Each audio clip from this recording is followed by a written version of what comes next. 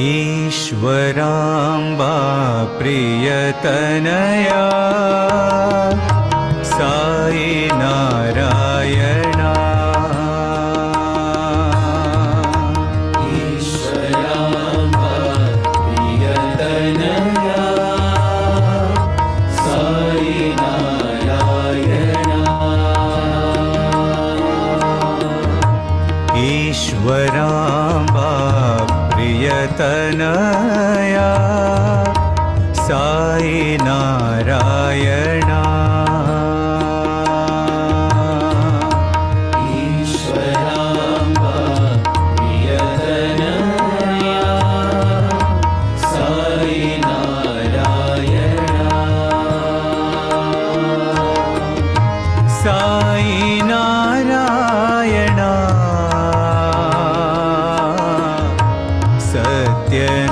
सत्यनारायणा साई नारायणा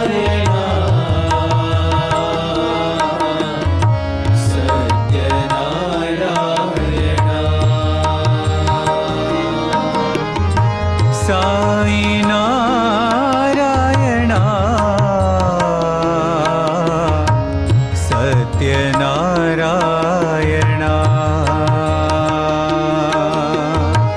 साई नारायणा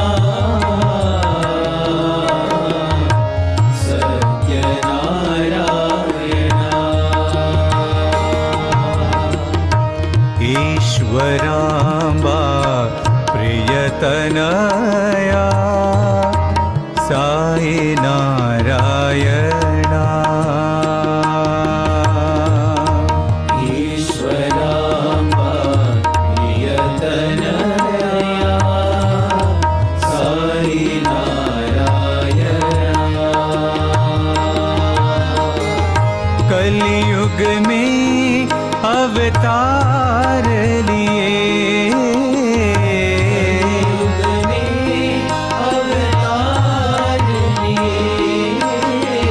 कलयुग में अवतार लिए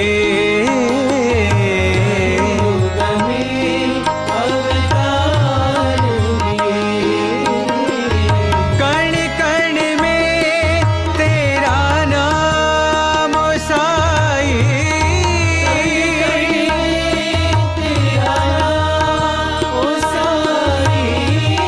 कण कण में तेरा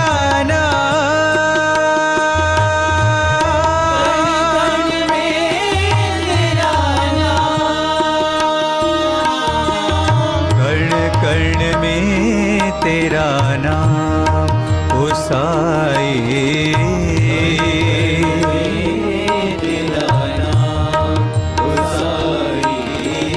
कण कण में तेरा नाम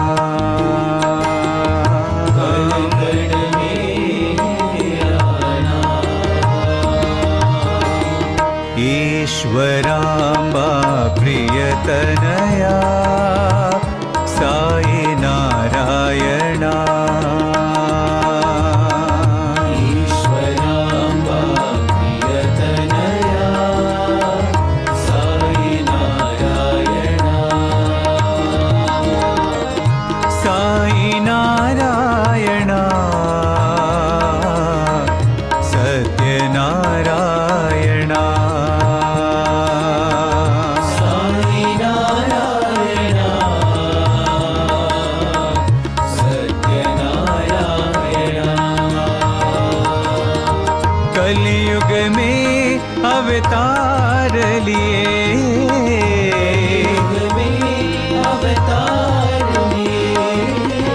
कण कण में तेरा नाम साई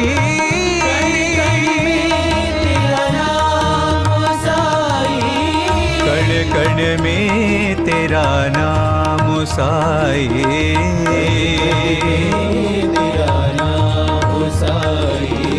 कण कण में तेरा नाम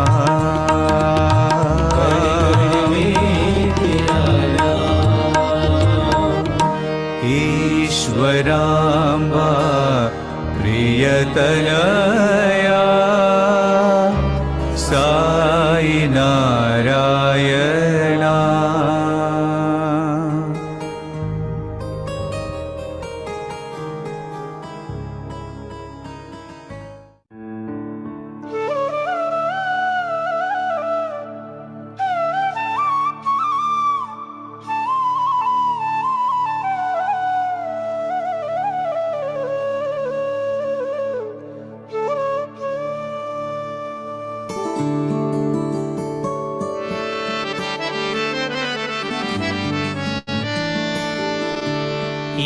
ईश्वराम्बा प्रियनन्दना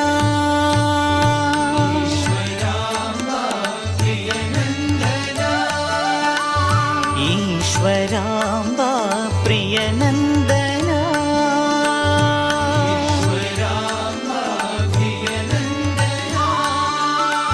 साई जय जगवन्दना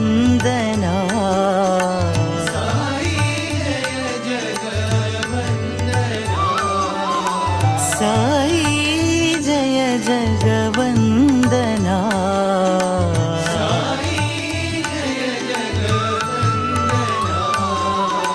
साई जय जगवन्दना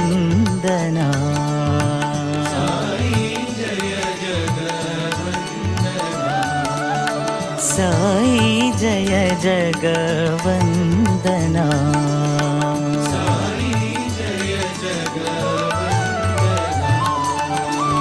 ईश्वराम्बा प्रियनन्दना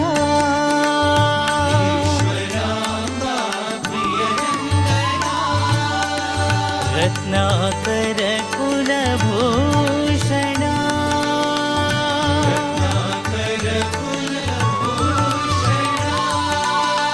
रत्नाकर कुलभूषणा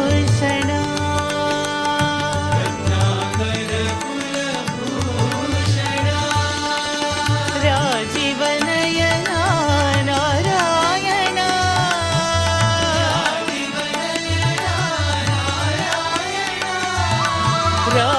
राजीवनयना नारायणा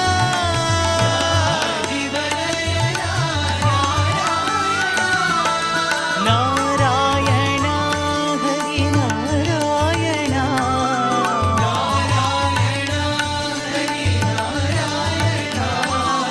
नारायणा हरि नारायणा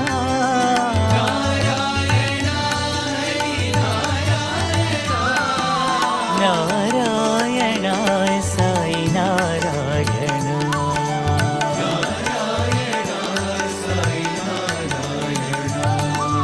नारायणा साई नारायणा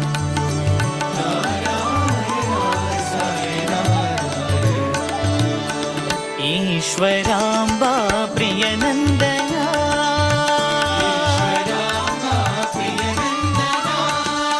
साई जय जगवन्दना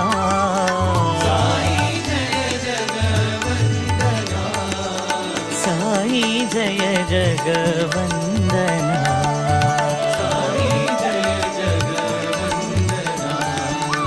ईश्वराम्बा प्रियनन्दना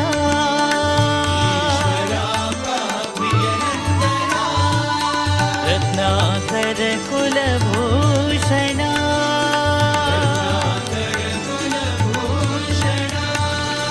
राजीवनयना नारायणा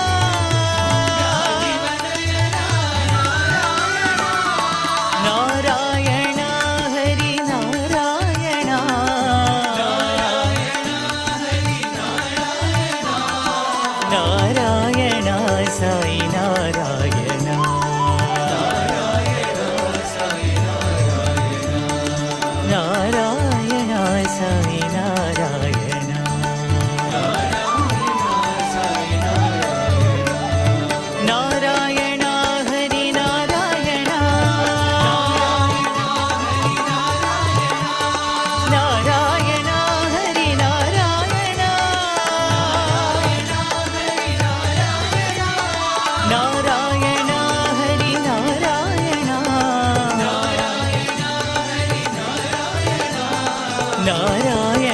साई नारायण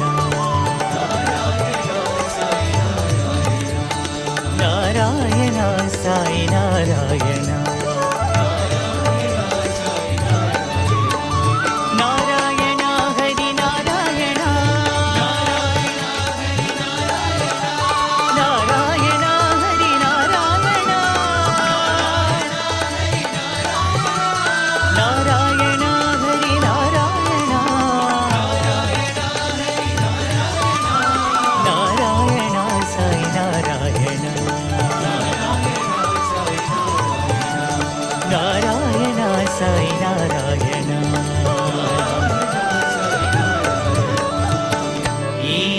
ईश्वराम्बा प्रियनन्दना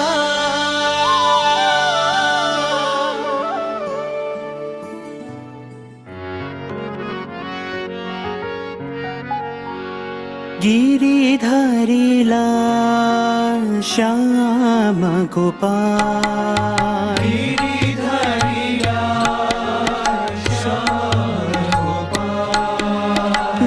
गिरिधारीला श्याम गोपाल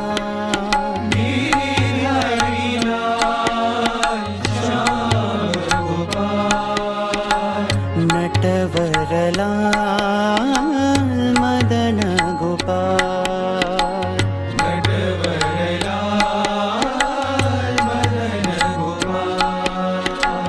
नटवरला मदन गोपाल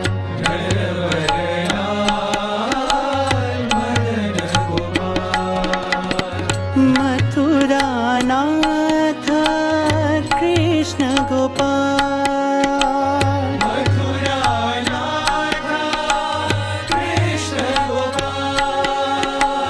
मथुरा नाथ कृष्ण गोपाल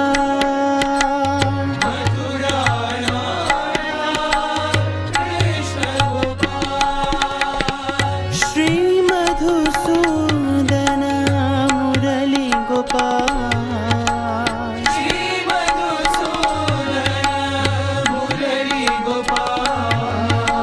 श्री मधुसूदन मुरली गोपाल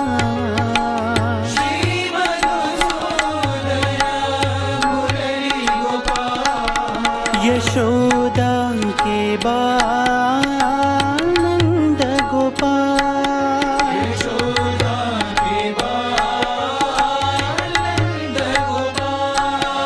यशोदा के बाल नंद गोपाल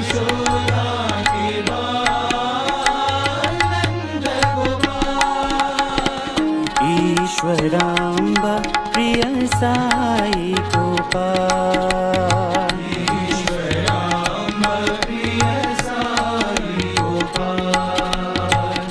ईश्वराम्बा प्रिय साई गोपाल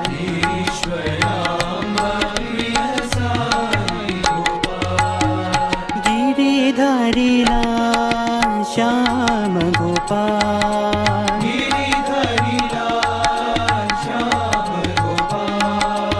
नटवरला मदन गोपाल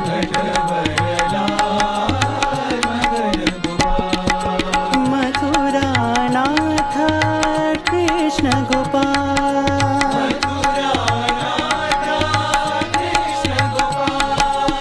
श्री मधुसूदन मुरली गोपाल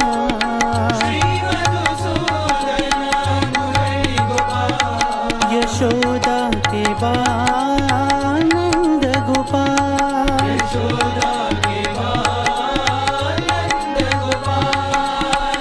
ईश्वराम्बा प्रिय साई गोपाल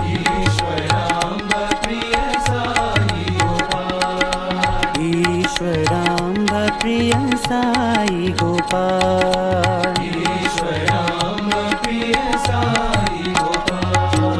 गिरिधारी लाल श्याम गोपाल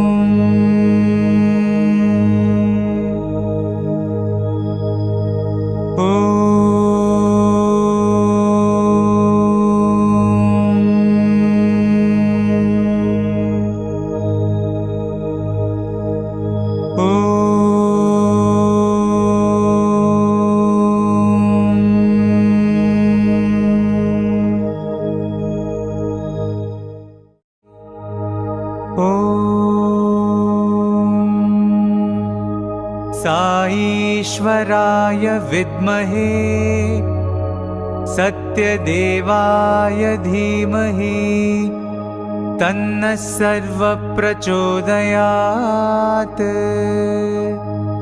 ॐ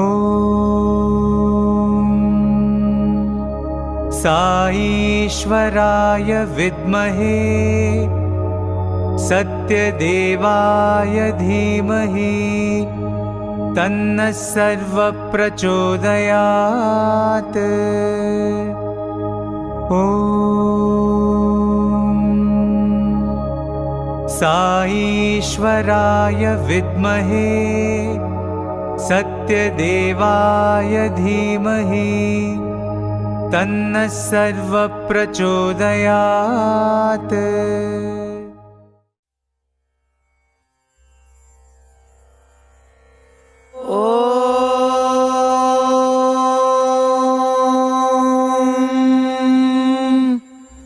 गणानां त्वा गणपतिगुं हवामहे कविं कवीनामुपमश्रवस्तमम् ज्येष्ठराजं ब्रह्मणां ब्रह्मणस्पत आनः शृण्वन्नोतिभिः सीदसाधनम् प्रणो देवी सरस्वती वाजेभिर्वाजिनीवती धीनामवित्रयवतो गणेशाय नमः सरस्वत्यै नमः श्रीगुरुभ्यो नमः हरिः ओम्।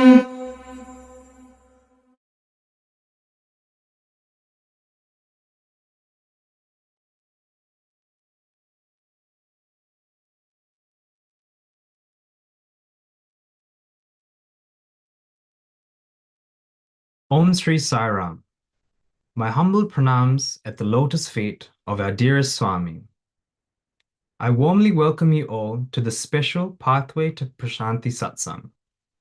My name is Salia, one of the young adults from Wellington, and I will be your MC for tonight. It is our honor to have with us a very special guest, Brother Siddharth Bhatt, who has dedicated his life both to his professional work and to spiritual service. Brother Siddharth was born into a fourth-generation Sai family, and his family has been devoted to Bhagawan Sri Sathya Sai Baba since 1966. He was blessed to study at Swami's Lotus Feet at the Sri Sathya Sai Institute of Higher Learning from 1995 to 2002, where he not only earned his degree, but also had the incredible opportunity to play the tabla during the Prasanthi Mandir bhajans, and to speak in the divine presence at Sai Kulwant Hall. Over the years, Brother Siddharth has been an active member of the Mumbai Sai youth team, and in 2015, Bhagawan guided him to initiate the Samarpan program in Mumbai, a platform for monthly satsangs. These programs, which continued online during the COVID years, have now reached over 145 sessions. He has also been a pillar of support in organizing study circles and is currently serving as a state education coordinator for Maharashtra West in the Sri Sathya Sai Seva Organizations, India. On the professional front, Brother Siddharth has over 22 years of experience and currently holds the position of DGM, Strategy and Competitive Intelligence Practice at Tata Sons, the holding company of the Tata Group. Brother Siddharth comes from a deeply spiritual family. His mother, Dr. Kavita Bhatt, is a naturopath and author of 6 books on her experiences with Swami, while his father, Shailendra Bhatt, is a finance professional and a longtime Sevadal. His wife, Dr. Shweta Bhatt, is also a dedicated Bal Vikas guru, Samiti coordinator, and holds a PhD in environmental conservation. We will have an opportunity to ask Brother Siddharth some questions at the conclusion of his talk, so please leave them in the chat box. Without further delay, please join me in welcoming Brother Siddharth Bhatt to the stage as he shares his insights with us today. Sai Ram.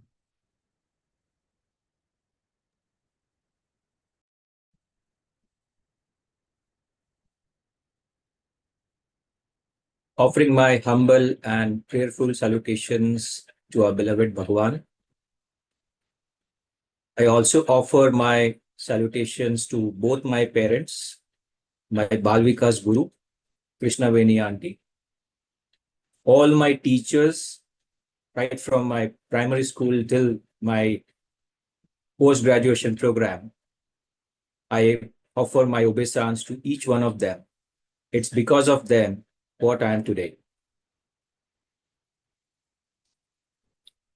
Loving Sai Rams to each one of you on this a very, very beautiful, very blissful evening. Evening for those who are from New Zealand or Australia, and noon time or rather afternoon in India. I hope I am audible and visible to all. I'll also parallelly share my screen so that you guys can also relate to some of the pictures that I would like to show you guys during the session today.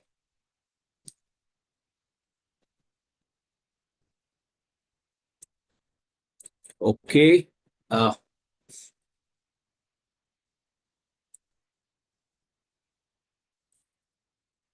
Before I share the screen, let me go back to the basics. Generally, when we have these kind of satsangs, thinking about Swami, I would suggest each one of you just sit back, relax, and just have fun. We'll make it a very, very beautiful journey full of blissful experiences, divine messages from Bhagawan. Actually, I prayed this morning to Swami that, guide us in what messages he wants us to think about today. And I think the topic which was given to me is my experiences in the Sai mission. Right, so that is a topic. So I was just contemplating and asked Swami, what should we speak about?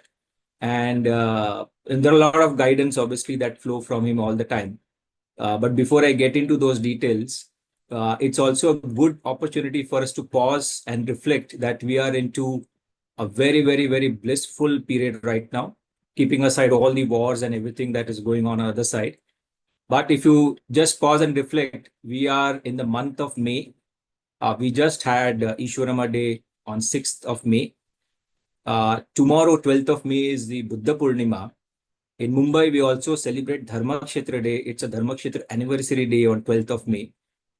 And April, just a month back, we had Ramzan, we had Mahavir Jayanti, we had Sri Ramanavami, we had Hanuman Jayanti, we had Good Friday and Easter, we had Aradhana Mahotsavam. You can actually see practically every faith celebrating their major festivals during this period. And very soon, in few months from now, we will also be celebrating centenary year of Bhagawan's presence on earth. I mean, there is no better time to think about him than we are in today. I also take this opportunity to offer my special gratitude to the organizers, Shri Jai Shankar and Brother Avinash, Brother Salia and others. I was just telling them before we started today that I am the bigger beneficiary than all of you, because the moment they approached me for this session, I've been thinking about Swami and the experiences and the life story of how Bhagawan has blessed this being in front of you with so many beautiful experiences and messages. So thanks to each one of you, the organizing team. And given the topic, let me commence by asking, why should we be in Sai mission? That is the first question I asked myself. I said, why should we? Because the topic very clearly is my experiences in being part of Swami's mission. So why should be in Swami's mission?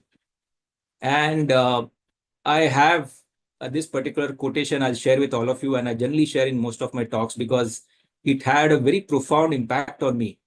When I was going through one of the books of a divine master who lived about 100 years ago, more than 100 years ago, and he had written letters to some of his devotees. He's a Jain sadhu. He never said he's a sadhu, but he's a follower of Jain religion.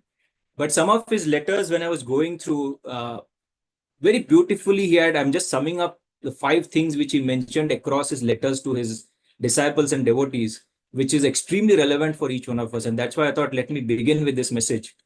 And he says, there are 5 things which are happening to us today in this lifetime. Then it signifies the fruition of all the merit of all the past births coming together at this moment. Okay, I repeat, if there are 5 things that are happening to us today and in this life, then it signifies the fruition of all the merits of all the past births that we have lived before this. Now, what are those 5? So first one is you are born as a human being. Now it looks very casual and easy because we have been living a human life. But Swami has said many times that Jantu Nam Nara Janma Durlabham. It basically means that human life is crest jewel of the creation.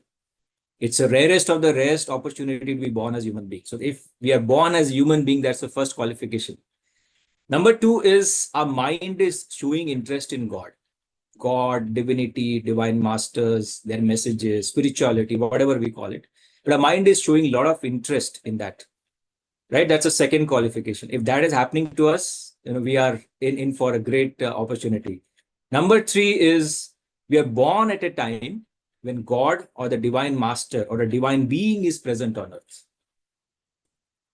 Okay, I repeat, you are born at a time, same time when God or a divine master or a divine being is present on earth. Number 4, you come to know about the presence of the divine master. There are a lot of people on earth. How many people have come to know about Swami? Right? I hope you are able to understand the indication which I'm taking forward. How many people have really come to know about the divine master or divine entity like Swami? Right? So we come to know about it. And the 5th one is you get a chance to be nearer and dearer to that divine master, to be closer to him. So if these 5 things are happening to us in this life, then be rest assured the merits of all the past births that we have led is right now in fruition in this moment, in this life. I quickly repeat, born as a human being. Second, our mind is showing interest in God and divinity, divine messages. Number 3 is you're born at the same time when God or divine master is present on earth. You come to know about the divine master. And 5th one is you get a chance to be nearer and dearer to him.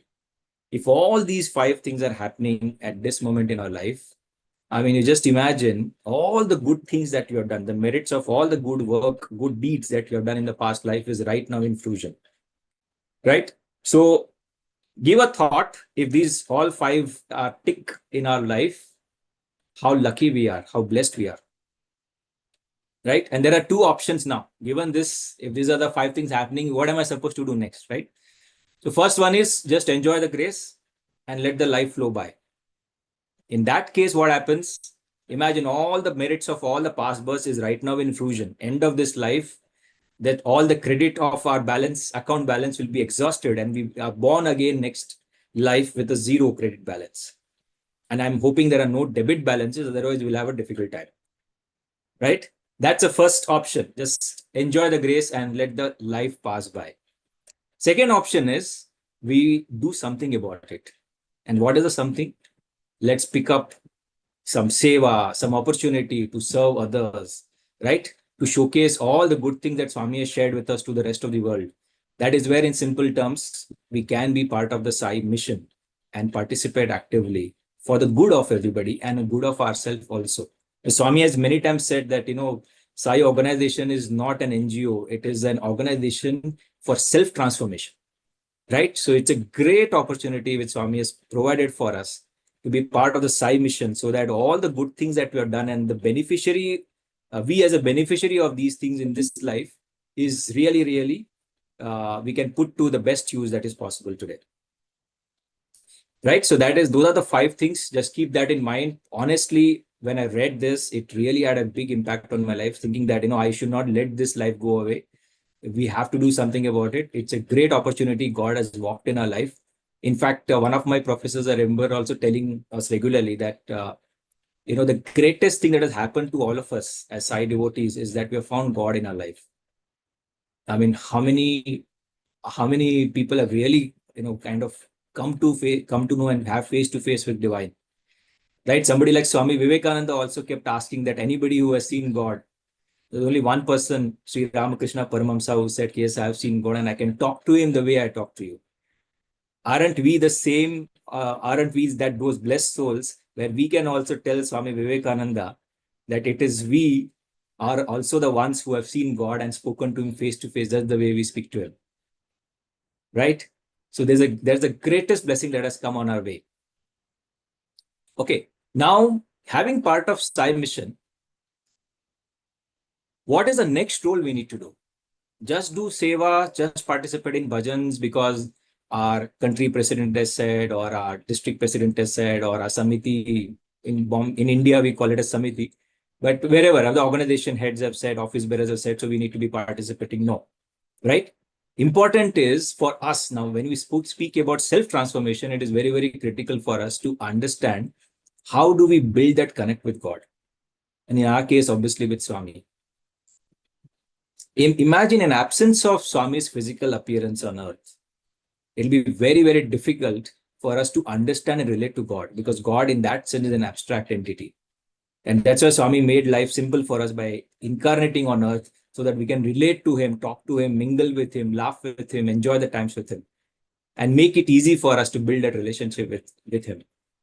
And that's why always, again, one of the important message I always come across, and I think all of us would have heard it, is Swami always says, take one step towards me and I'll take 10 towards you, right?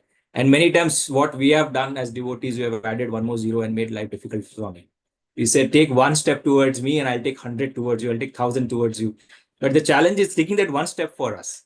And that's why a lot of rumination went into it. And then the answer came from Swami himself. What is that one step we need to take? Okay, and that very clearly Swami mentioned in one of the Koda experiences. And maybe I can here right now probably share the screen with all of you. Or rather, let me just narrate it and probably then share the screen with you guys. But that is where one of the Kodai experiences, when I think all of us would have seen the videos of Kodaikanal, when students are seated around Swami, just the way Swami's chair is here. And, just visualize that we are sitting next to Swami's chair like this. And one of the boys, in fact, in the afternoon post-lunch, Swami just casually asked, any doubts, any questions? And, that's a golden opportunity for any of us to raise our hand and say, Swami, I have a question for you. And that is precisely one of the students raised his hand and said, Swami, one question. So Swami asked Amy, what is the question? And then the boy said, Swami, how do we be nearer and dearer to you? How do we be closer to you? And Swami said, it's very simple. If you have interest in God, you'll be closer to you, closer to God. So then obviously the boys didn't understand, because naturally all of us, if Swami asks us, we'll say, definitely Swami, we have got interest in you, right? There's nobody will say, no, I'm not interested in Swami. But Swami made it very clear. It's not just a general interest, but giving Swami the first priority in life. And then he, all the divine masters always teach profound lessons through an analogy or some anecdote. And he immediately, Swami was telling the student then, let's see, right now, after the lunch, we are all seated here in this hall. And some of the boys, obviously, who are desperate to be closer to God, they came running, to occupy the first seat next to the footstool or next to Swami's feet, so that you get a chance to touch his feet, touch his hand, massage his feet. People are a little casual. They'll come little aram se, in the sense, have a lunch, finish it on time, and then come, and then, whatever place is available, you sit. There is a third set of people who will I'll sit behind, next to the AC or next to the fan, and then, enjoy. So there Swami was narrating this experience, this entire episode, to that student who raised the question, saying that if you have intense hunger for God, if you are desperately interested in God, you will make it a point to run first and be, sit next to Swami's feet. And that is where Swami said, if you give God the first priority above all in life, then God will come to you naturally in your life. And many times we have heard Swami saying this, right? If you need me, you deserve me. And this is another famous saying of Swami, right? If you need me, you deserve me. So that's where the first step is, how much interest we have in God.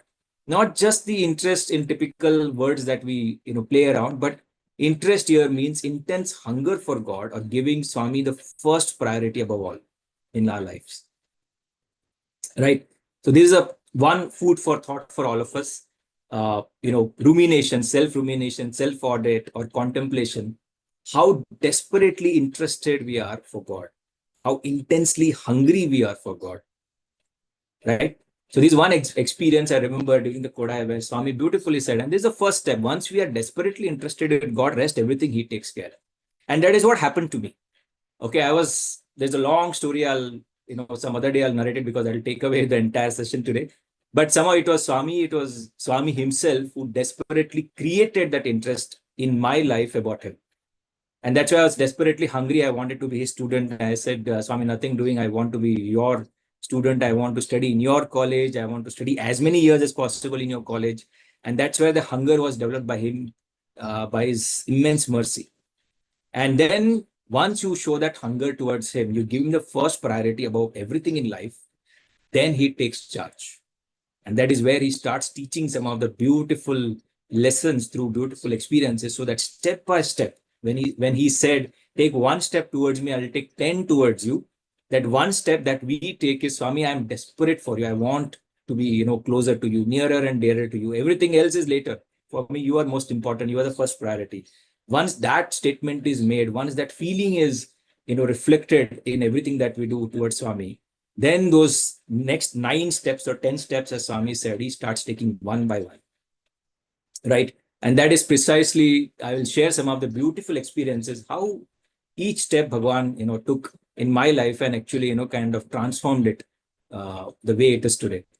I'll share some of the experiences of today's times also, how Swami kind of, takes care of every aspect of our lives. So the first time when I joined my 11th standard in SSSIHL Higher Secondary School, Prasanthi Nilayam, that was the year 1995. I was very new to the entire setup because I was coming from Mumbai city and now getting into the hostel life. And the year went by, slow by, step by. I was trying to settle down in the hostel, settle down in the school premises. it was very different because we had to sit on the floor like a Gurukula system, and then you stay 10 people in the same room. You learn to share and care about each other. There's a lot of different environment that I went through. And towards the end of my 11th standard, I was just probably a month or 2 months before my examination. I was sitting in the block where currently the block where people sit in front of Mahasamadhi. If all of you can visualize, there's a block where all the singers, all the musicians sit before for the bhajans every day, or the Vedam chanting people. So that's a block I was seated there. And I was few lines behind in that block. And after this was evening darshan. So I remember evening darshan. So I had completed the darshan, completed the interviews. And he came with one of the brothers with a huge basket from the interview room. And then he came closer to that block, where we were seated. And Bhagawan just kind of announcing that, who has camera, right? So fortunately, I was carrying my camera. So immediately I raised my hand. And like me, obviously, there's several boys who raised hands. And then Swami looked at each one of us and started throwing the camera roll. So that big basket which he got was, in those days, mid-90s, 1995, when we didn't have any digital camera or, all those things. It's a typical standard old system, that camera with 36 photographs that you can click, if some of you guys can recollect. So he came out with a camera roll. He started throwing at the boys. Most of the boys around me, practically everybody got the camera roll, and I didn't get it. Right. So one of the very senior gentlemen sitting next to me in that block, he noticed it. He felt sorry about me. He said, see, boy, don't worry. Swami is now going towards the veranda. So you go from behind and stand there. You will get it. So I followed his advice. I went from behind and stood in the veranda. And again, Swami was asking that, who has the camera? I put my hand so tall so that, Swami can see clearly. Again, Swami threw the camera roll. So most of the boys seated there with the camera. And I didn't get. So then another senior gentleman sitting in the veranda, I said, Swami is now going to bhajan hall. You can go from the back door and then, sit there. You will get it. So I again followed the advice, went there in the bhajan hall. I sat there. And again, Swami, same question, who has camera? So same repeat happened. And again, I didn't get the camera. I was disheartened. And I was age of 15 then. I was very young, just into the 11th standard. And honestly, absolutely no spiritual maturity to understand what you should ask from God and not resent for a camera roll. But I was in that state and I felt so bad. I said, Swami, what is this? I had a camera and you didn't give me the roll. In fact, I also noticed some of the boys who didn't have camera, they also got the role. So that was even more disappointing, saying that this is not fair. And I wrote a long letter to Swami saying that this is very unfair. I treat you as a god, and you didn't even, you gave the roles to other people who didn't even have the camera. And here I was legitimate person to have the camera, and you didn't give me the camera role. Right? I wrote that letter. I felt bad for a day or 2 days, and I forgot about it. Okay, the 11th standard of my school days got over. I came back to Mumbai, back home for my summer vacation. Went back after a couple of months. This was June 1996. This was, and then I went back and joined my 12th standard now. And I think Swami came, if I'm right, 14th of June 1996. He came from Brindavan to Parthi. So all of you guys will be aware that generally April, May, Swami spends time in Brindavan in Whitefield, Bangalore, because Parthi is very hot. So he came back from Parthi to Brindavan to Parthi. Somewhere around 17th of June, after a couple of days after he arrived, he called for something called, which we used to call it as, like in Brindavan, you got Trai session, right? You go to Swami's residence and there's a jula there, and then we all sit around. And this was a occasion when we used to call it as Purna Chandra session, because those days Swami used to reside in Purna Chandra, and in Purna Chandra hall, I think all of you would have seen. So boys will sit in the Purna Chandra hall, and there was a chair kept right below, and a small stage, and it's an open session where Swami will give a discourse at times, or somebody will share experience and all that. So, and generally it used to happen at 1:30, between 1:30 and 2 in the afternoon. So post lunch. And after that session, obviously Swami generally will distribute snacks and all that will happen. So spend a couple of hours, only students and Swami, and then Swami will go back, get ready for darshan. We'll go back and sit in the Kulwant Hall for darshan, and the rest of the evening will proceed. So that is something called Purna Chandra session. And this session was going on, and that 17th of June 1996, Swami called for the Purna Chandra session out of the blue. So we were very delighted. It's again not a normal practice for Swami to have Purna Chandra sessions. Like in Brindavan, we used to have 30 sessions, was very common. But Parthi students, rarely we used to get these kind of sessions. So there was one of a rare day. And then Swami called for that session.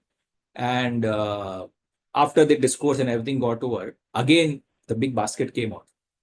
Okay, and this time I was mentally ready. I said, I don't know what it is, maybe fruits or maybe something else.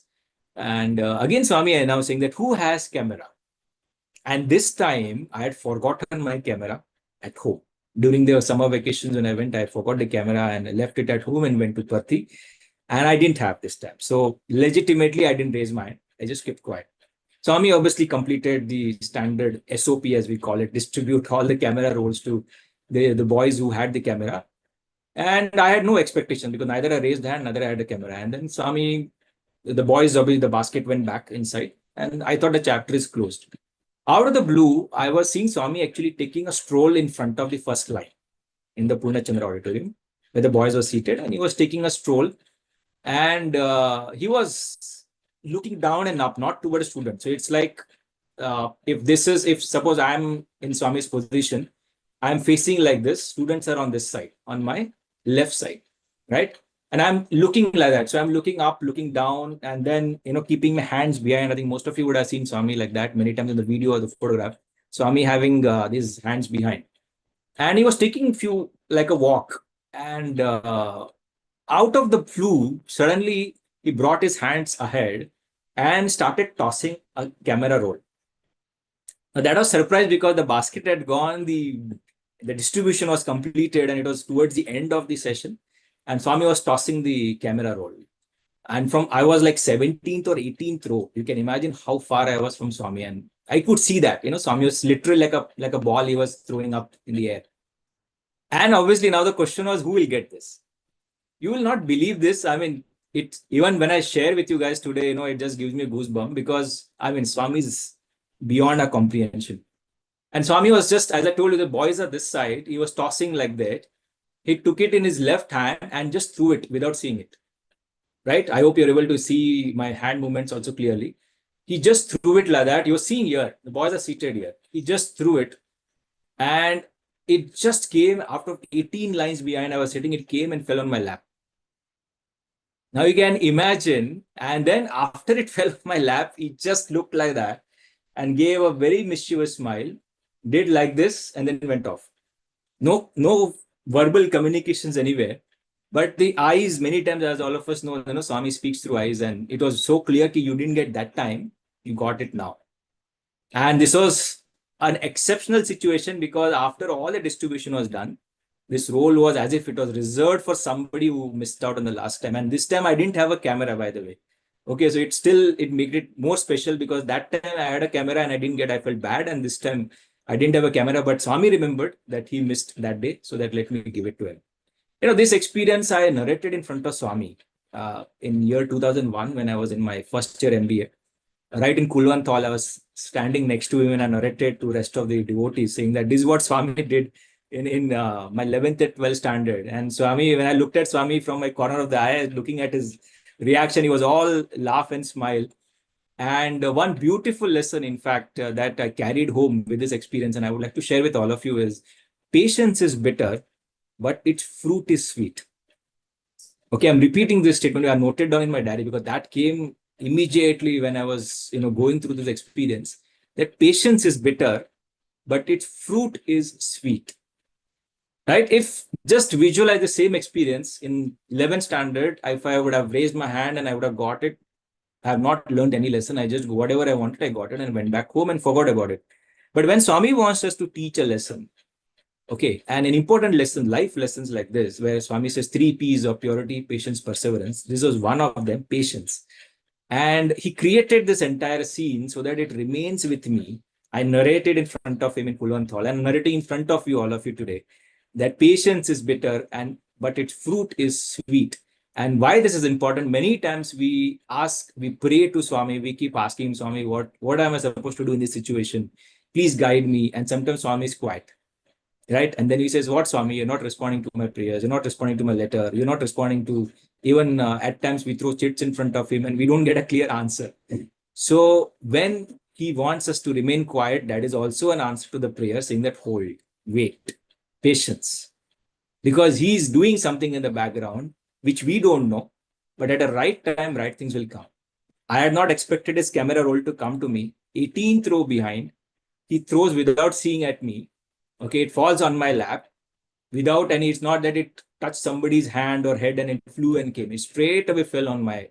So at the right time, right things Bhagawan gives. Provided that first thing we discussed, right? The deep interest in God. How deeply hungry we are for God. Okay, that one step we have to ingrain into our hearts, in the mind, in our soul, that Swami, everything is okay, but I want you.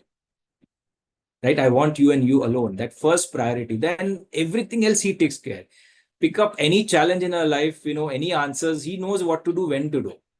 And, I'll go a little beyond on this. But a time comes when surrender happens to us. The kind of experiences Bhagavan provides in our life, even today. It's not that Swami's physical form was there and experience was there, now there are no experiences. Even today, he is extremely active and he takes care of every aspect of it.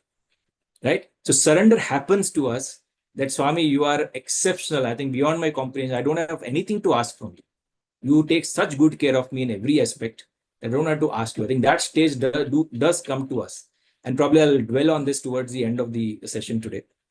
But this was one very vivid memory of patience is bitter, but its fruit is sweet. And Swami does answer our prayer in his own style. We just have to have that faith in him.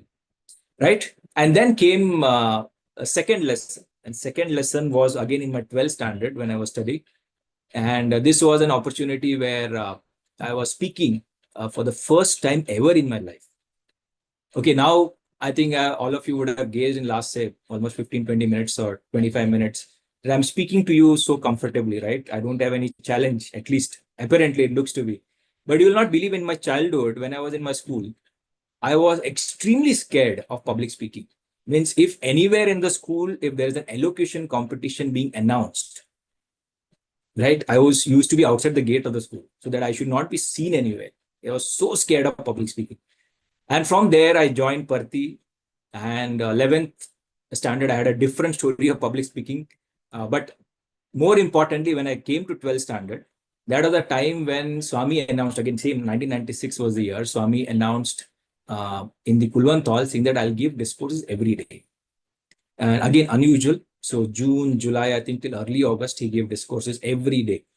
And then he said, since I'm giving discourses every day, I would like one school student and one university student to speak before me. Okay, so now there was a open chance for all of us to pick, and any day, if you're speaking in Kulwant Hall, you have a special attention of Swami, right? You are the speaker, you can say, a center of attraction, in front of Swami. And that is where that hunger for God, which I was mentioning in the beginning and even a few minutes back, that hunger for God, I said, Swami, I want that special attention from you. And that was driving me to give my name for public speaking. I just gave you an idea of what I was before joining Parthi. And I was here giving my name for public speaking in Kulwant Hall in front of him. So my teachers obviously were very kind enough. They knew my history, but they didn't discourage me. They said, see, you have never spoken in your life and you want to straight away go and speak in Kulwant Hall. How are you going to do it? So I said, I just want to do it. That's all. I didn't share my thought process that, I want to have that special attention from Swami, but I just said, I want to speak. That's all. They didn't discourage me. They said, okay, we'll allocate one of the teachers as a mentor to you. You start writing and practicing. And we will see, once you grow up into that situation where you are in a position to speak, we will give you the opportunity. So that's how my journey of public speaking began. I wrote the script, as you know, that I was nowhere a public speaker. I didn't have any thoughts of my own. There's no originality whatsoever. So what I did, I ended up picking few Swami's discourses and messages and people experiences and copy pasted and created a script. Right? I just created a script and then I mugged it. Because I don't have anything of my own at that time, nothing of my originality. I just mugged it. And after mugging it, obviously, I was told obviously to practice, and my mentor teacher said that, you first speak in front of me, then speak in front of the mirror, see how comfortable you are. And a bit it was dreadful because, when you see your face in the mirror, it's very, very dreadful to see how your expressions are. But they made me literally practice 4 times a day for 25 days. Okay, which made it 100 practice sessions. Till a time when I was bored of my talk, I said, I'm bored of my own speech, because now at midnight, 2 a.m., you wake me up, I'll be able to rattle it out as if, it is imprinted in my heart. And that is the time I went back to the team, who was selecting the speakers for Kulwant Hall. I said, I appreciate you gave me the opportunity. I practiced enough. Now I'm bored of my own talk. If I don't get a chance in next few days, I would like to give up. So they felt bad. They said, no, it's not that you have practiced so much. We are observing you. I said, see, there are people who gave name after me. They got a chance first and then they have spoken in front of Swami. And you never know when Swami one fine day will say, today is my last day of the discourse and I'm not going to speak anymore. Right? So I was still telling them that if I don't get a chance soon, then, it's okay. I appreciate I got an opportunity to practice, but I would like to give up. And that is where one of the teachers said, give us a day. This was Tuesday. I went and told the committee. Thursday, they came back and said, see, Siddharth, what we will do coming Saturday. Today is Thursday. Coming Saturday, you will speak in Kulwant Hall. So you plan accordingly. I was delighted. I said, I'm there in the reckoning, to give a talk. And I obviously intensified my practice. And obviously, a lot of things happened in that 2 days. And then came Saturday. It was 13th of July, 1996. A very special day because that really transformed my life and the way, my entire personality, in fact, changed after that session. Because I came anyway, 13th for the talk. I came to Kulwant Hall. One more thing happened on that afternoon. This was like something 3:34. We assembled in Kulwant Hall because those days Swami used to come for darshan around 3:45, 4. And we used to go till 6 o'clock. And 1:30, around 1:30 in the afternoon, the school principal came to our hostel. Normally, school principal generally don't visit hostel, but he came in that hostel lunchtime and he came in search of me. So I was a bit surprised at what happened then. That was the evening I'm going to give a talk. So he called me, picked me up from my room and took me to the visitor's room. And then he said, see, today you're going to speak. Our school is the Central Board of Secondary Education affiliated, CBSE, which we call in India. I think CBSE probably the board exists across the globe today. But that is the board which we are affiliated. The CBSE chairman has come to evaluate our school. And your talk is going to be part of evaluation. So we have told him, we have invited him in Kulwant Hall. He says, see, look at our boys, how they speak in public. So I was like shell shocked. I said, sir, I've never spoken in my life. This is the first time I'm making an attempt. So he said, boy, I cannot do anything. We have invited him. He has agreed. So you prepare accordingly. I said, what am I to prepare now? I got 2 hours to go to speak and I don't have anything much to kind of. So that was I'm just giving you a little more detailed background because you understand the mindset which I was going through. Anyway, I came to Kulwant Hall, I sat and I just told Swami internally, I said, Swami, I don't know. I mean, this is the moment of my life. I've never kind of spoken anywhere in life. This is the first time I'm giving a talk. And one more interesting, let me take a pause on this. A previous day, when I was returning back from Kulwant Hall to hostel, one of our senior brothers actually told me, see, tomorrow you're going to speak. Never ever get nervous on the stage. And this probably any youngsters who are listening on this session should make a note. Okay, when you're speaking, even when I'm speaking now, see, I am facing all of you, right? You are obviously coming through my laptop, seeing me. But who else is facing you from my side? It is Swami. So exactly the boy also, the senior brother also told me, you see, when you're standing in front of the audience in Kulwant Hall, you are not alone on the stage. You are with God. Swami is right next to you. Both of you are facing the audience. So never feel that you're alone and you're going to face the entire audience. And Swami is with you, like Sanatana Sarthi, you don't have to worry. A simple statement, but it gave me tremendous confidence. And probably it's not about public speaking alone, but here just reflect on that message that when we are facing life, right? When you're facing life, which has lots of ups and downs, as all of us experience, we are not alone in that stage of life. When God is with us, you don't have to worry. He's a Sanatana Sarthi. He directed one Arjuna during the Dwapar Yoga, right? We are all Arjunas to him, and he's directing our lives. So anytime, that message really kind of gave me that confidence. I said, yeah, I'm not alone on that stage. It is Swami who is sitting next to me. And I'll just showcase that photograph in a bit. Precisely, Swami is sitting next to me, and with him, both of us are facing the world. So I'm not alone. And if there are any challenges, I know he will take care. Right? That faith was very strong that he will take care.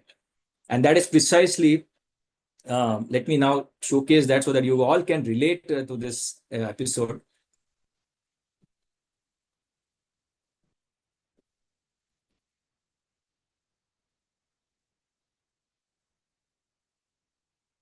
I hope my slide is visible.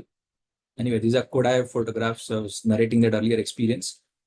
So this is this is exactly the moment, right? You can see in the photograph, Swami is sitting next to me. This is the first ever talk in my life in Kulwant Hall. And apparently, while this message was, the brother told me the previous evening, that afternoon, 3:30, when I was seated, generally you sit on the backside, backside to the Swami's chair on his right side, the speakers. And I just gave up to Swami. I said, Swami, this is the best I could do. I've done enough practice, but I'm told there is a CBSE chairman, somebody has come, some VIP has come, all these, and the entire world is going to be, kind of staring at me. I want you to take charge. I want you to surrender. I mean, I'm surrendering. I want you to take charge and do. I leave it to you now. That is what my prayer constantly was. See, Swami gives different hints at different point in time. And during those days, when Swami used to come for darshan, there used to be background music. Okay, towards the last few years, there was Vedam chanting. But those days in 90s, when Swami used to come out for darshan, there used to be a background music. And one of my most favorite music, I mean, I used to get just delighted listening to that music. That day, there was the first sign of Bhagawan's, kind of saying that I am with you, was that music which started. I mean, I've actually embedded the music in this. I'm only hoping you guys are able to listen. I'll just maybe play for 30 seconds and then we'll continue with this experience. Just listen to this nectarine music.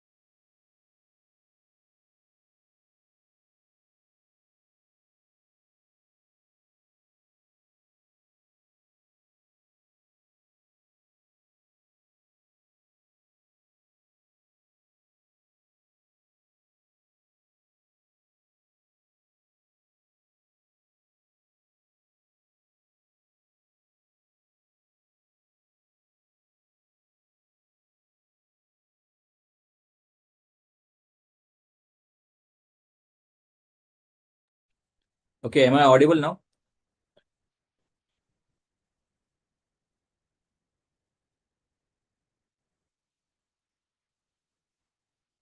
Okay, great. Thank you. Thanks, Brother Avinash, for confirmation. Sorry for this.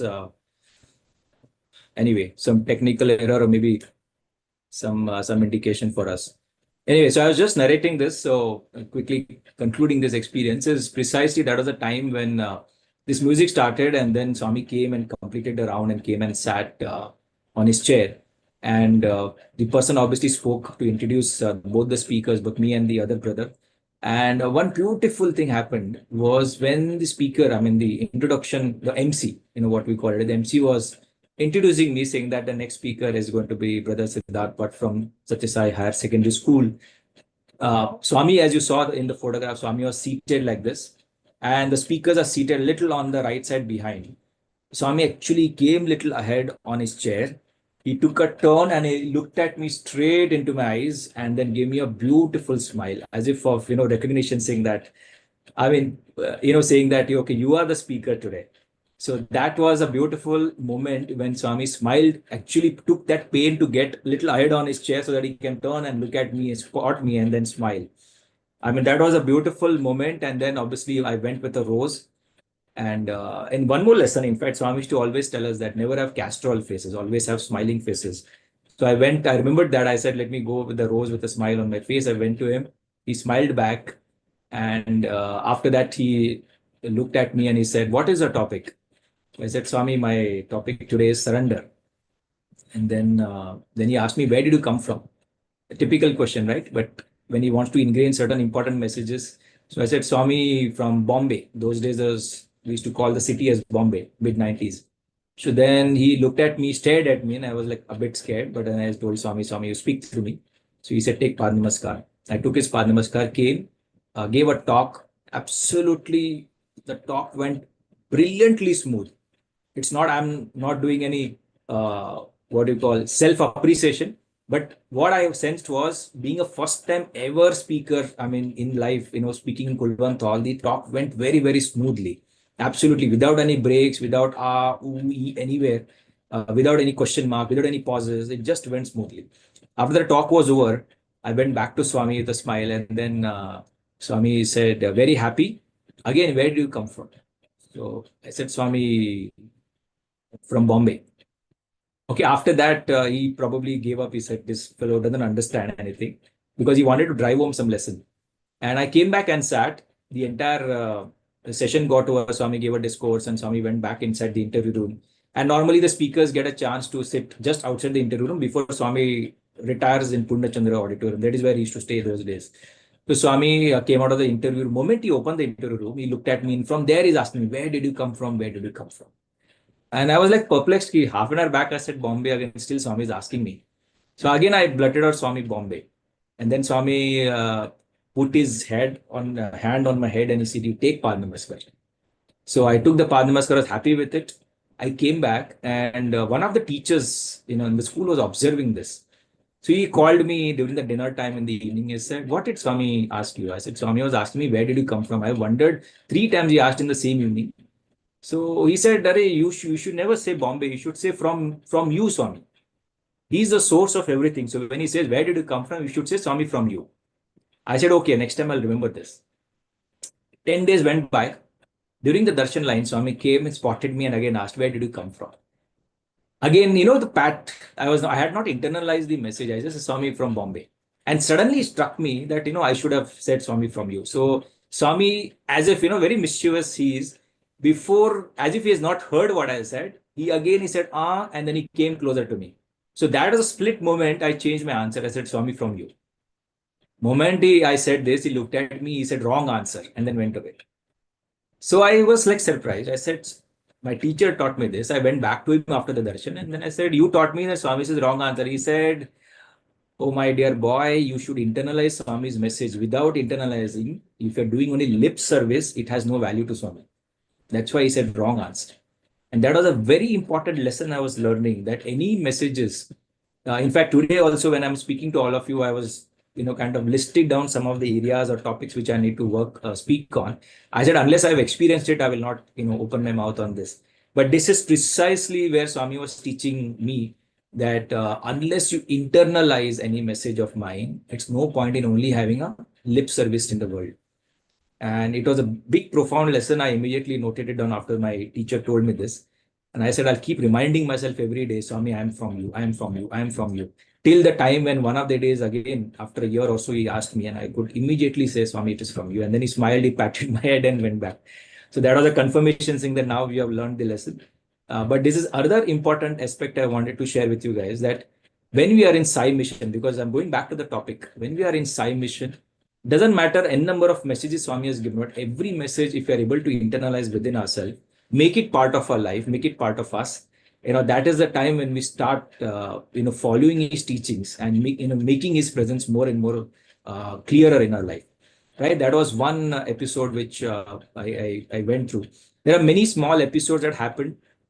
In fact, one very simple episode, I was in my 12th again, and we were mid-semester examination had happened, mid-semester, somewhere in October 96.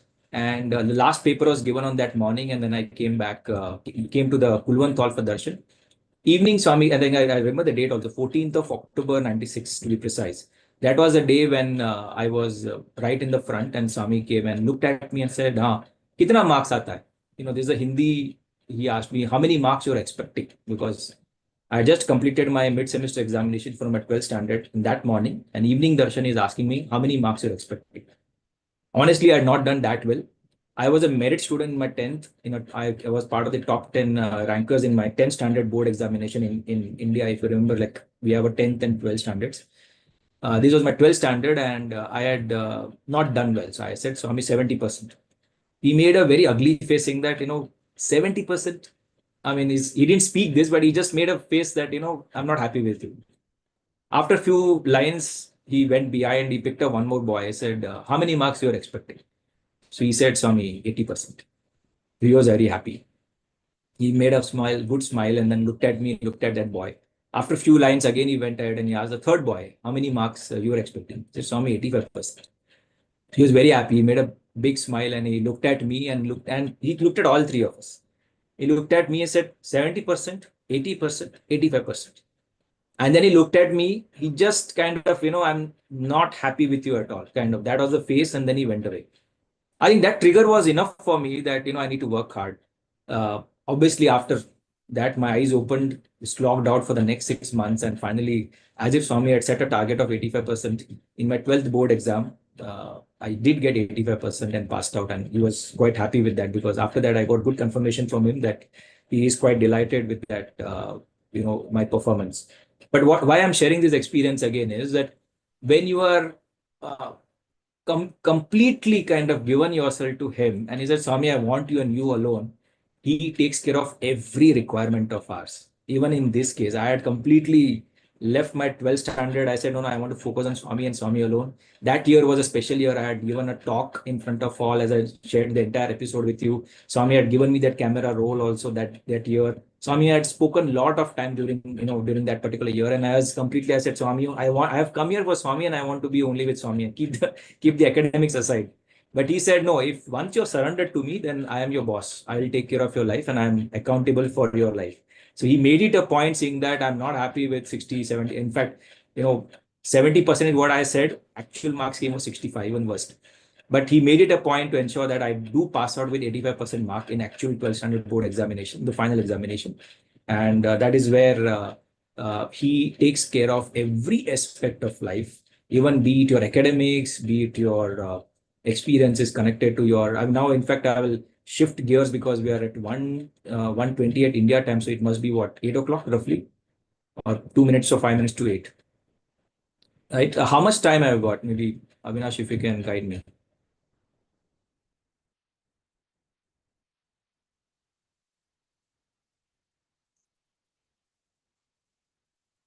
Another 5 to 10 minutes. Okay. So what I'll do, I'll quickly fast forward. I'd actually written on many things to share, but given the time constraint, I'll quickly fast forward and narrate one experience and then end with a beautiful message which Swami gave us. As we had spoken about earlier, that if Swami said, if you need me, you deserve me. one of the beautiful experiences I had got was, and this is now I'm shifting many number of years ahead, and this is somewhere 2016. Okay, 2016 was a year when post Swami's departure. Okay, up to 15 minutes is fine. Okay. Okay, now I'll reserve some time for questions maybe so that everybody gets a chance to. Let me see. Okay, I'll try to pace it out. So this was 2016 was a year, and a lot of things happened. I'm jumping from 1996 to 2016, so it is almost 30 years jump. But beautiful episodes that happened during how Swami takes care of your career, of your studies, of your family, every aspect of it. Because remember, we started with saying that take one step towards Him. That one step was, desperate interest and hunger for God.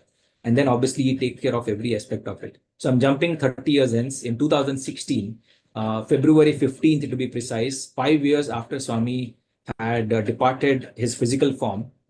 I was generally, my habit is, and I'm coming back to my corporate career. My normal habit is between the two jobs, when I shift, I come to Prasanthi Nilayam, take his blessings and go.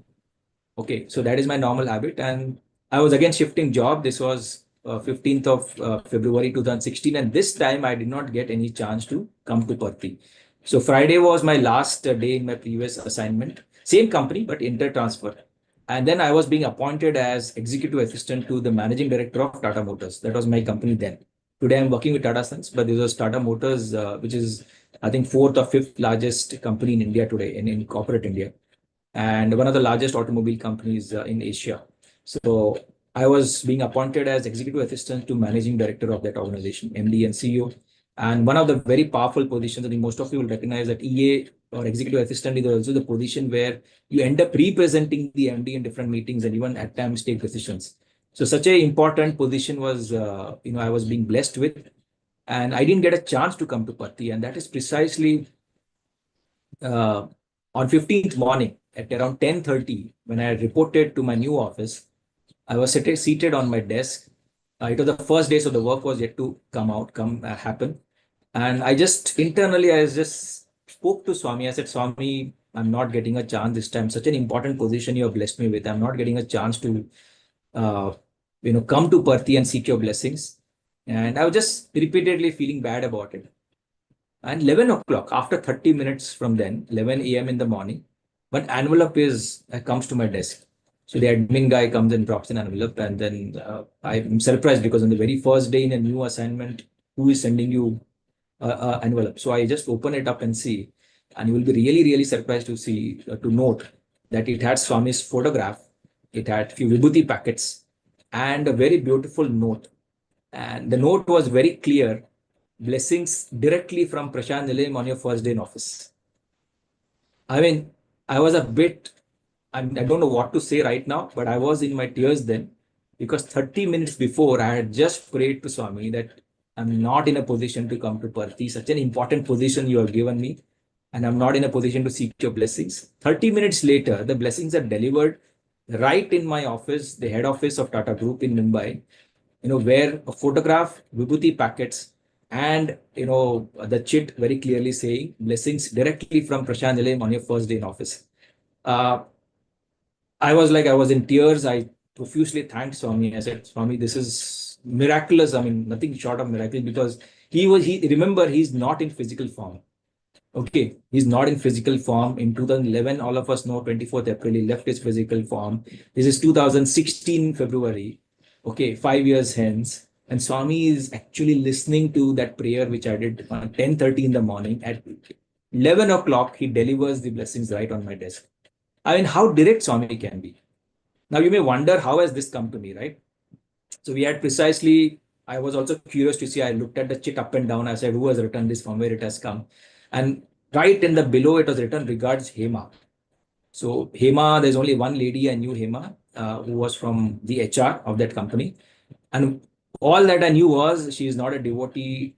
She has never been to Parthi. She knows Swami as a good person. I mean, a saint of India. Nothing more than that. So she has never been inclined to Swami, never went to Parthi, didn't know much about Swami, and never obviously was a devotee. So I wondered, how can she send me this? And writing in this language. So I immediately called her. I said, Hema, did you send me this? And she agreed. She said, yeah, I did send it. And I said, how did this has come to you? Right. And then she said, see, last week I went to my in-laws place in Bangalore, and my father-in-law out of the blue said that since all of us are here, why don't we go one day to Puttaparthi and take Swami's blessings and come. Sathya Sai Baba's blessing, not Swami's, Sathya Sai Baba's blessings and come. And so we said it's a Bangalore and it's Parthi is not very far, 2.5, 3 hours drive. So we came, we prostrated in front of the Bhagawan's Samadhi. And that was the time I just a kind of, the feeling I got or the voice I got within that your colleague is, getting a new assignment effective Monday. Why don't you carry, a blessings for him with a photograph and all that? So that is, she was surprised a bit saying that what is this, kind of I'm getting this message. But anyway, she completed her prostrations to Swami Samadhi and then came out. And then finally she picked up the Swami's photograph in Vibhuti packets. She wrote that message, and that morning, on Monday morning, she sent it across to me. So she narrated me this entire thing, and she said, I'm hoping you're very happy. I said, it's not just happy, I'm delighted. I don't have words. I'm overwhelmed because this is a situation where I had just prayed half an hour back that I couldn't come for your blessings. I was telling Swami, and within 30 minutes, this was being delivered through you. Now, while this is a miracle by itself, the Swami listens to our prayers even today. Okay, none of us should go back home saying that, we don't know whether Swami is there or not there. If anybody has any doubt, I think this experience should remove that doubt from our heads, saying that Bhagawan is always with us, listening. Even right now, when I'm talking to all of you, is listening to us. Right? So this was a beautiful example. But more important point I would like to drive home before I conclude is, see, this was Monday morning at 10:30. I'm praying for Swami's blessings. This lady went previous week, right? And previous week, she gets to know about that she needs to carry this Vibhuti Prasadam and photograph for me. She follows that. She brings it to Mumbai back and then gives it to me. Now you imagine the way Swami works in today's times. It's not that I was praying at 10:30 and it was delivered at 11, but Swami was already at work in the previous week to ensure that those Vibhuti packets and photographs are packed for me, and he is sending it across from Parthi through one of his instruments, apparently one of his instruments, and it's been delivered to me 30 minutes later to create that beautiful experience for me. So, important lesson for all of us is again that we just don't know how Swami works today. Each one of us can be his instrument for each other. Swami may use us for somebody, and somebody may be used for us to deliver his message and his message and his experience for us. So these are the beautiful times we are living in, and nothing better we can say, because the way Swami is very, very active through each one of us. Each one of us are his instruments for each other, and we can actually continue to feel his presence. I have multiple experiences post Mahasamadhi that I continue to experience because of his grace. And yeah, I mean, the last piece before I hand over back to the organizers is prayer. I think we always start and end with prayer. And one area which I remember Swami used to tell us that how should we pray? And prayer he used to say faith and love are the basic prerequisites for a prayer. What is faith and love? Faith that God is listening to us right now as we speak and narrate these experiences. The faith that he's with us, not just because of his chair, but he's with us. He's with each one of you, listening through each one of you, right? That's a faith. And the love for God has to be so immense, which is what we started with. If these two are there, the vehicle for our prayers to reach him is very, very clear. And then based on this, he said there are 3 types of prayers. One prayer is we keep asking from Swami, I want this, I want a job, I want blessings, I want a new house, I want a car, I want, whatever regarding the world that we ask. I need a good family, I need a child, I need to get married. So all the prayers connected to the worldly things that we ask. As Swami said, there's a first type of prayer that a person does, right? All of us would have done at different points in time. Then came the second prayer, where he had said that once you migrate on this journey of divinity, you start praying for God only. He said, God, I want you and you alone. I want Swami and Swami alone in my life.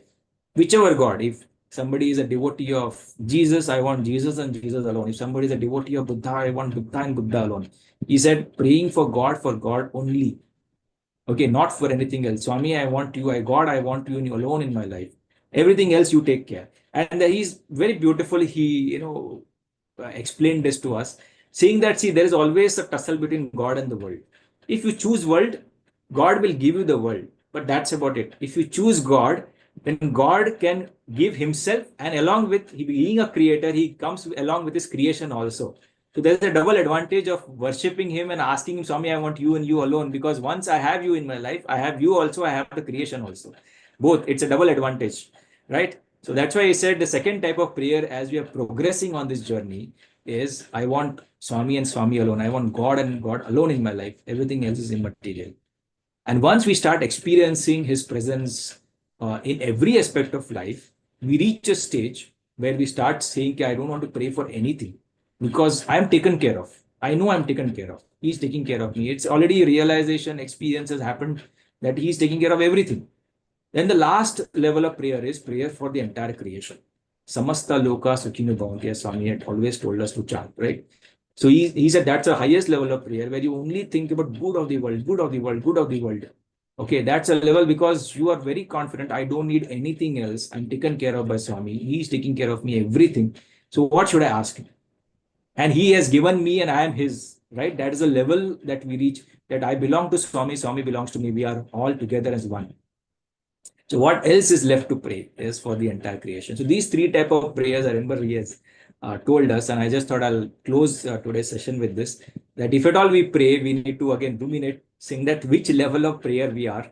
Are we in the level 1, level 2, or level 3, right?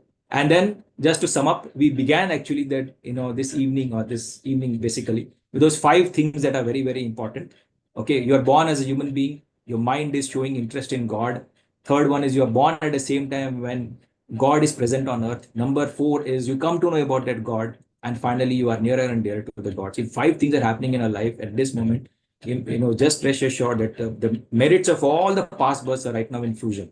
And this should be a really eye-opener to us, saying that if this is the thing, what am I supposed to do is develop that intense hunger for God. If you develop intense hunger for God, whatever are narrated, those experiences and messages will automatically happen to you. You don't have to work anything. You just have one thing to carry home today is, am I intensely hungry for God? Do I give him the number 1 priority above everything else in life? If yes, some of you would have already started experiencing this in your life. Whatever I narrated, you could relate, saying that, oh, in my life also this has happened, right? So because he takes care of rest of our life, you don't have to worry about anything else. So with these words, I hand it back. Thank you for the opportunity. I think while I was narrating to you, I was reliving my experiences also. So it was so nice, to go back to those beautiful days and offer my gratitude. In fact, I offer gratitude to Swami on behalf of all of us, Swami, that you gave us this opportunity to think about you, your divine messages, and a time spent with you is always time well spent. So with this prayer, thank you and Jai Sai Ram.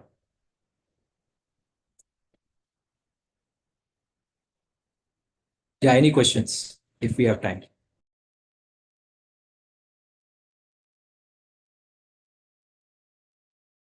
Sarah, we just have one question this evening. How do we always stay connected to Swami in our daily lives? What are some practical tips to achieve this? So interesting question. I think very, very important question as well at this moment. There are different ways to see. First and foremost, easiest way to whatever input we get. All of us understand this language. Input is equal to output. Whatever input we have, that's how the output is going to be. So if you have constantly having input of Swami, feed yourself with Swami, right? Listen to Swami's discourses, listen to his experiences, read about him, Sai literature, okay, all the time. Then you are in a thought of God, thinking about him all the time. And second practical tip is when you're around, all the time, suppose for example, now I'm seated in front of you, we are having this satsang. I pray to Swami, Swami speak through me, make all of us feel your presence. I'm assuming most of you would have felt his presence. Okay, after the session is over, okay, most of you would have dinner. You carry Swami with you. Say, Swami, you sit next to me, let's have dinner together. Talk to him like a friend.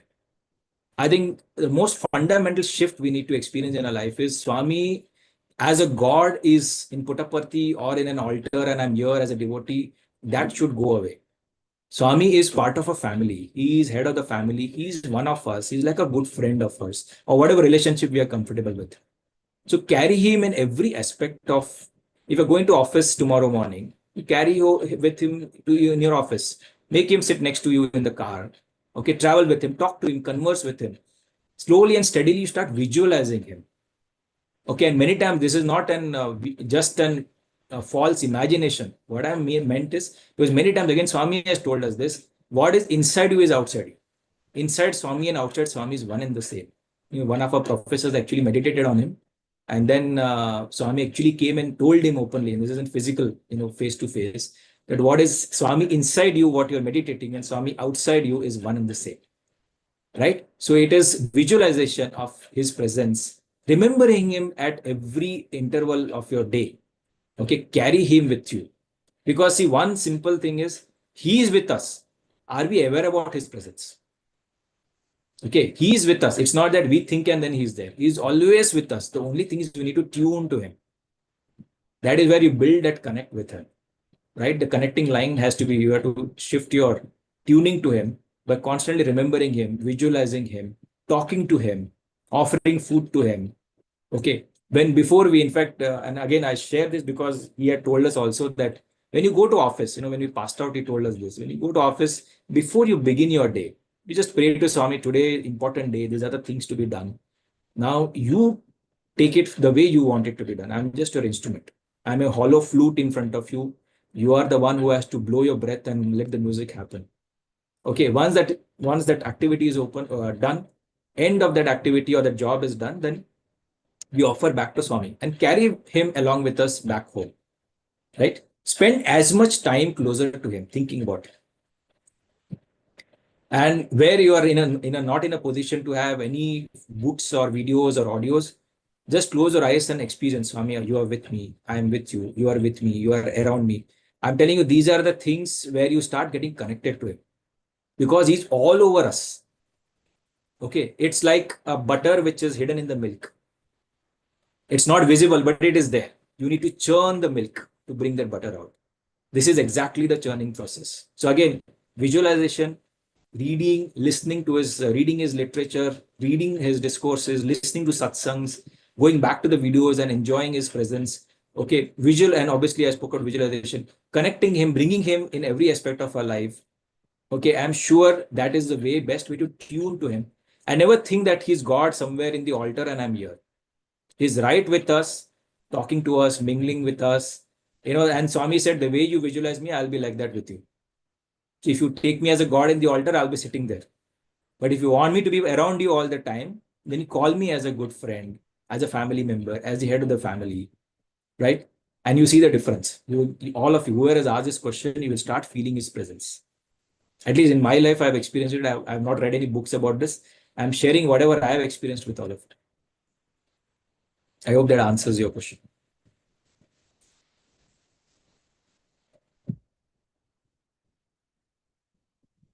Sairam, thank you, Brother Siddharth, for sharing with us your experiences in being part of Swami's mission.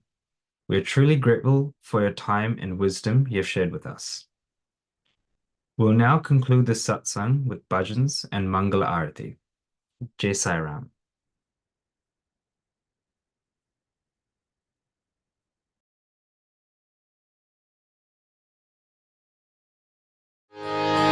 जय गणेश पाहि मां श्री गणेश रक्ष मां जय गणेश पाहि मां श्री गणेश रक्ष मां जय गणेश पाहि मां श्री गणेश रक्ष मां जय गणेश पाहि मां श्री गणेश रक्ष मां जय गणेश जय गणेश जय गणेश रक्ष मां जय गणेश जय गणेश जय गणेश रक्ष मां जय गणेश जय गणेश जय गणेश रक्ष मां जय गणेश जय गणेश जय गणेश रक्ष मां लंबोदर गौरी सुत जय गणेश पाहि मां लंबोदर गौरी सुत जय गणेश पाहि मां लंबोदर गौरी सुत जय गणेश पाहि मां लंबोदर गौरी सुत जय गणेश पाहि मां मंगलकर संकट हर जय गणेश रक्ष मां मंगलकर संकट हर जय गणेश रक्ष मां मंगलकर संकट हर जय गणेश रक्ष मां मंगलकर संकट हर जय गणेश रक्ष मां जय गणेश जय गणेश जय गणेश रक्ष मां जय गणेश जय गणेश जय गणेश रक्ष मां जय गणेश जय गणेश जय गणेश रक्ष मां जय गणेश जय गणेश जय गणेश रक्ष मां जय गणेश पाहि मां श्री गणेश रक्ष मां जय गणेश पाहि मां श्री गणेश रक्ष मां जय गणेश जय गणेश जय गणेश रक्ष मां जय गणेश जय गणेश रक्ष मां लंबोदर गौरी सुत जय गणेश पाहि मां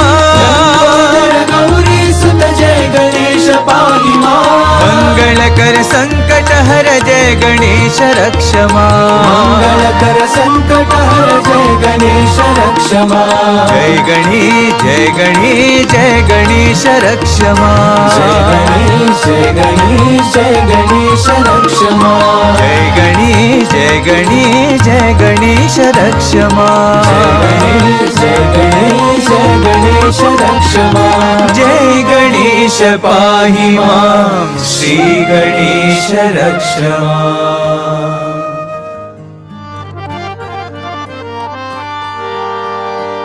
ईश्वराम्बा प्रियतनया ईश्वराम्बा प्रियतनया ईश्वराम्बा प्रियतनया ईश्वराम्बा प्रियतनया ईशा महेशा श्री साईशा ईशा महेशा श्री साईशा ईशा महेशा श्री साईशा ईशा महेशा Shri Saisha युगावतारा Saisha युगावतारा Saisha युगावतारा Saisha युगावतारा Saisha प्रेमावतारा Saisha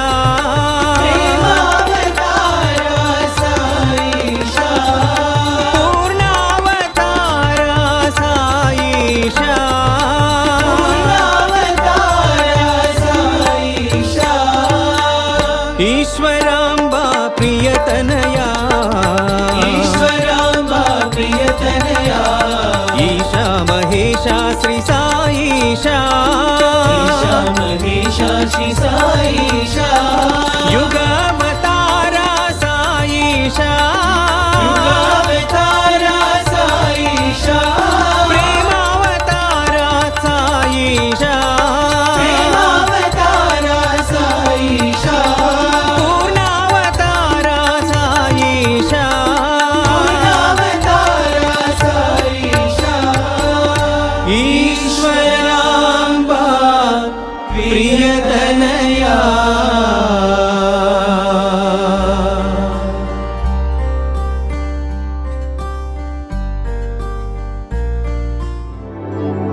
Love is my form, truth is my breath, bliss is my food.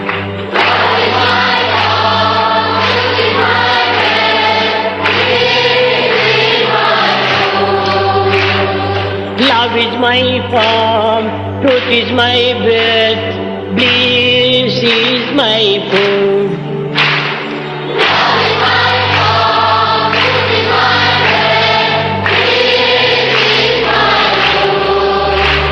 My life is my message, expansion is my life. My life is my message, expansion is my life. My life is my message, expansion is my life. No reason for love, no reason for love, no birth, no death.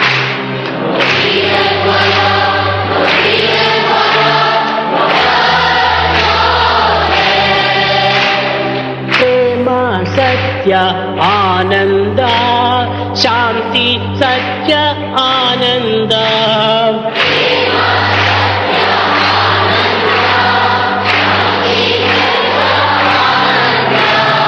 प्रेम सत्य आनंद शांति धर्म आनंद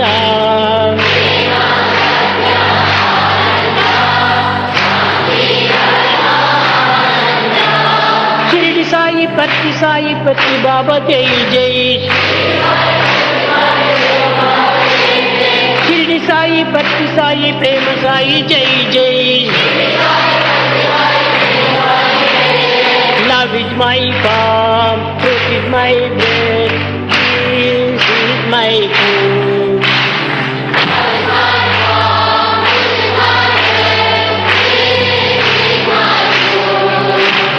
Love is my balm, truth is my bread, peace is my food.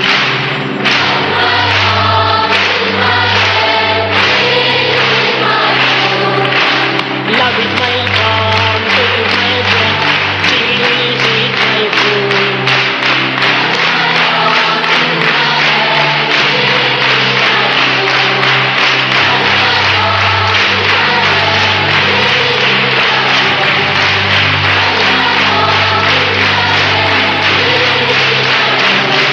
Love is my balm, truth is my bread, bliss is my food.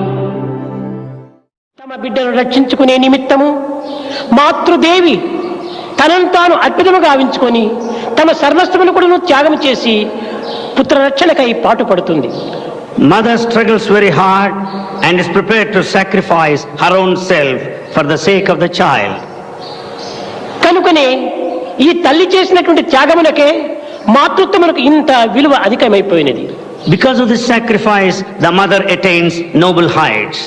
న కర్మణ న ప్రజ ధనేన త్యాగేనైకి అమృతత్వ మానసు అని మానవత్వంలో ఉండినటువంటి త్యాగము ఇంతకంటే అమృతత్వము అమరత్వము మరొకటి లేదు.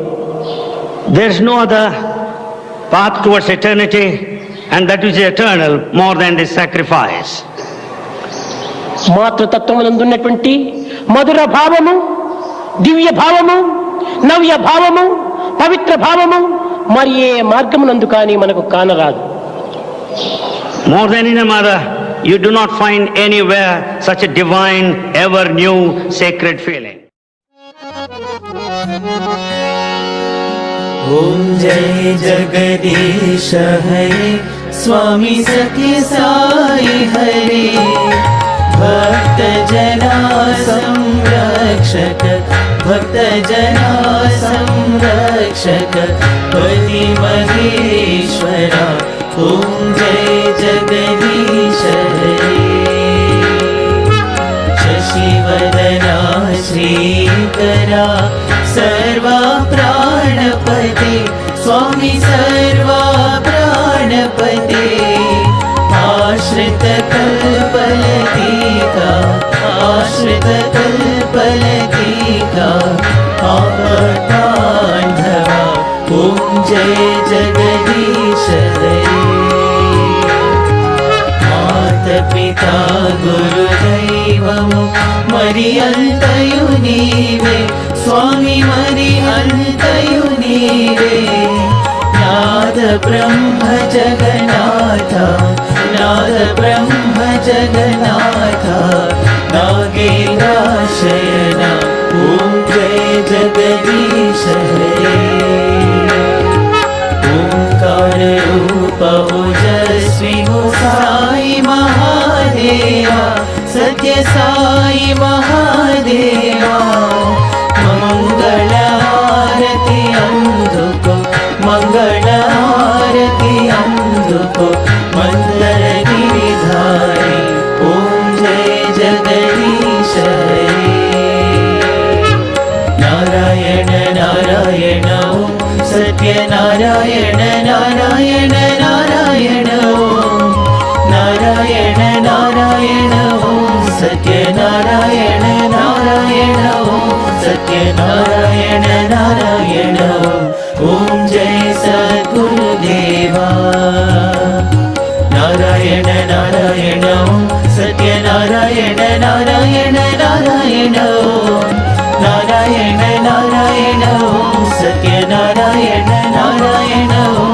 सत्यनारायण नारायण ओम जय सद्गुरुदेवा नारायण नारायण ओम सत्यनारायण नारायण नारायण ओम नारायण नारायण ओम सत्यनारायण नारायण ओम सत्यनारायण नारायण ओम जय सद्गुरुदेवा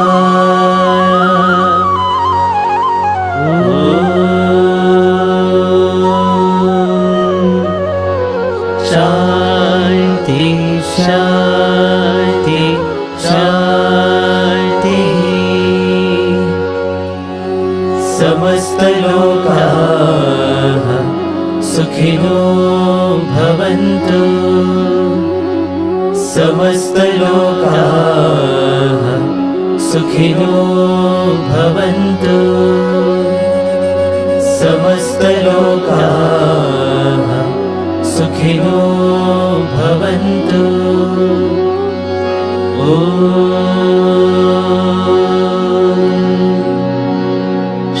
शांति शांति शांति जय बोलो भगवान श्री सत्य साई बाबा जी की जय।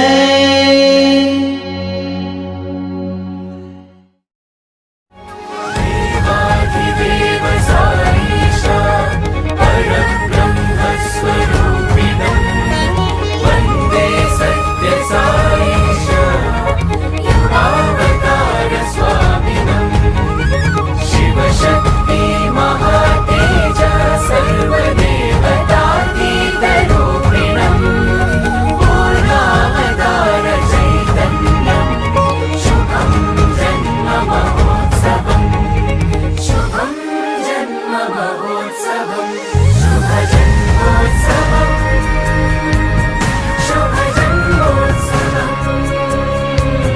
श्री सत्य साई शतवर्ष जन्मोत्सवं